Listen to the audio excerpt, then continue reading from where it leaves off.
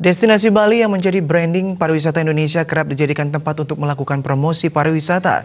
Tidak sedikit provinsi di Nusantara maupun negara luar yang mengenalkan potensi wisatanya di Pulau Dewata.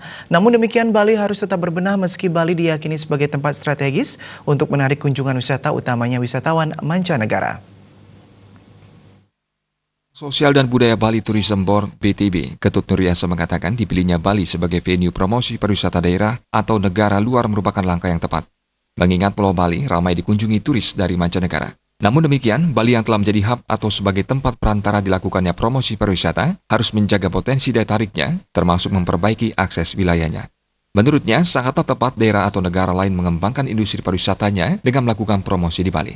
Karena mereka bisa memperkenalkan dan menunjukkan potensi yang ada di daerah atau negaranya.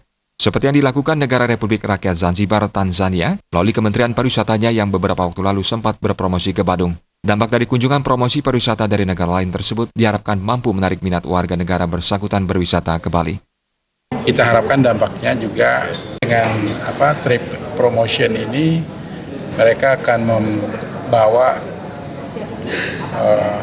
pengaruh atau dampak promosi untuk mengenal Bali. Saya yakin kita perlu terobosan juga. Nah, mungkin perlu kita galang kerjasama ini. Ditambahkan, Bali kerap dijadikan tempat promosi karena Bali dinilai memiliki kesamaan dengan negara lain, seperti pantainya yang berpasir putih, termasuk dari hasil produk pertaniannya. Kedepan Bali perlu menggalakkan kerjasama promosi dengan negara luar lainnya, termasuk menambah jumlah maskapai untuk mempermudah aksesibilitas menuju destinasi Bali ke mancanegara. Indra Wijaya, Bali TV.